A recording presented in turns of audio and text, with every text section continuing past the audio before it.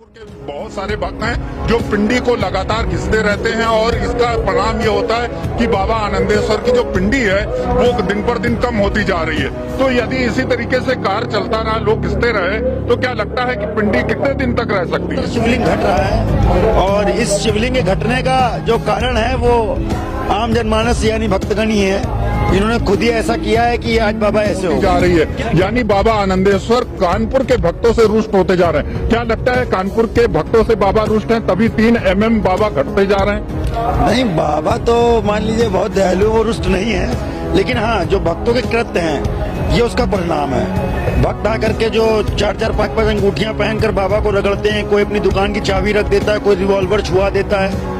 मुझे ये समझ में नहीं आता है कि क्या चाबी छुआ देने से दुकान 2 हो जाती है अगले दिन, या रिवॉल्वर 4 हो जाते हैं। अगर आपके अंदर भाव है तो कहते हैं, महापुराण तो यही हमको बताता है कि जिस प्रकार शिशु जो पैदा होता शिशु है उसको हम लोग स्पर्श करते हैं पूरी कोमलता से, उसी प्रकार हमको शिवलिंग को भी स्पर्श करना चाहिए। और धरा में मात्र शिवलिंग ही एक ऐसा लिंग है जो हमारे हाथों में व्याप्त रेखाओं को परिवर्तित करने की शक्ति रखता है। तो बस इतना ही हाथ जोड़कर निवेदन है सभी भक्तों से कि अगर शिवलिंग को छुए तो इस प्रकार छुए जैसे अपने घर में पैदा होते शिशु को छू रहे हो। अगर पहले की अपेक्षा कर देखा जाए, पुरानी फोटोज को और आज की फोटोज को आपस में मैच किया जाए, तो आप पाएंगे कि निरंतर शिवलिंग घट रहा है और इस शिवलिंग के घटने का जो कारण है वो आम जनमानस यानी भक्तगण ही है, जिन्होंने खुद ही ऐसा किया है कि आज बाबा ऐसे हो गए। क्या कह सकते हैं, क्योंकि जो जितने भी श्रद्धालु और भक्तजन हैं वो भीड़ में इतना तड़पते हैं कि मतलब वो बाबा को उस प्रकार से स्पर्श कर रहे हैं कि बाबा को शिवलिंग पे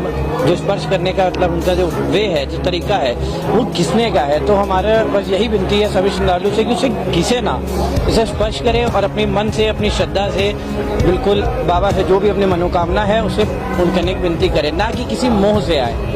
हमारा बस इतना कहना है। यानी बाबा आनंदेश्वर में जो आकार है वो छोटा होता जा रहा है और बाबा की जो पिंडी है वो कहीं ना कहीं दिन पर दिन घटती जा रही है। वो तो भक्त है, भक्त हमेशा खुले भाव से दर्शन करने की आज्ञा से आता है, उसको खुले भाव से दर्शन करने दिया जाता है। लेकिन ये इसमें होना चाहिए। हमारे ख्याल से कभी कभी होता क्या है कि जब अपने को स्पर्श नहीं मिल रहा होता है तो यही इच्छा होती है कि सिर्फ दर्शन मिल जाए, और जब दर्शन मिल जाते हैं तो मन होता है कि स्पर्श कर लें, और जब स्पर्श करने को मिल जाता है तो मन होता है कि बैठ के पूजन कर लें। तो ऐसा ना करें, मात्र दर्शन ही बहुत बेहतरीन है।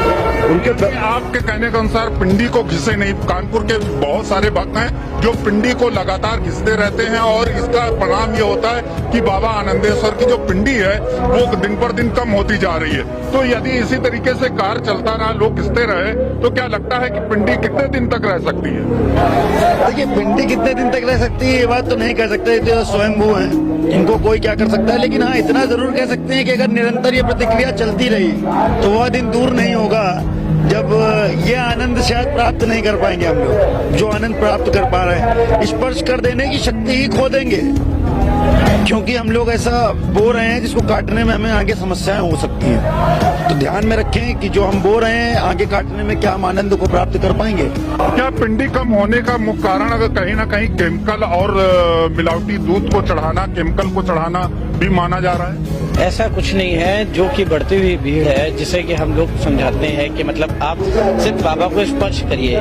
लेकिन आप जैसे देख रहे हैं कि सावन के महीने में यहाँ पे भीड़ का कोई भी वो नहीं है कि कोई एक लिमिटेशन हो, क्योंकि भक्तजन है, भक्तजन अपनी भक्ति से आते हैं, भक्तजन अपनी भक्ति से आते हैं, वो अपने सेवा भाव से आते हैं। वो स्पर्श के चक्कर में, भीड़ के चक्कर में इतना वो दहशत में होते हैं कि वो आते हैं और वो सोचते हैं कि बाबा को रगड़ते चलो, बढ़ते चलो। तो ये नहीं होना चाहिए, क्योंकि अगर यही होता रहा तो आगे चल के फिर यही होगा जैसे कि विष्णु जी ने कहा कि हमें सिर्फ नेत्र दर्शन की ही प्राप्ति हो पाएगी। तो ये हम सभी भक्तजन को देखना चाहिए, समझना चाहिए कि हमारे ईश्वर है, हम उनको नेत्र दर्शन भी हमारे लिए बहुत है। तो बाबा को घिसे नहीं, उसमें स्पर्श करें, बाकायदा अपना हाथ जोड़ें और अपनी जो भी मनोकामना है बाबा से कहें, बस भी बाबा के दर्शन कर सकते हैं। लेकिन कानपुर के भक्त हैं जो मानते नहीं, कहते ये कनपुरिये हैं और कनपुरिये अपनी बात को मनवाने के लिए बाबा को भी रगड़ देते हैं और बाबा को रगड़ना कहते हैं कि उनका एक स्वभाव है और बाबा को रगड़ कर अपनी मन्नतें पूरी करते हैं।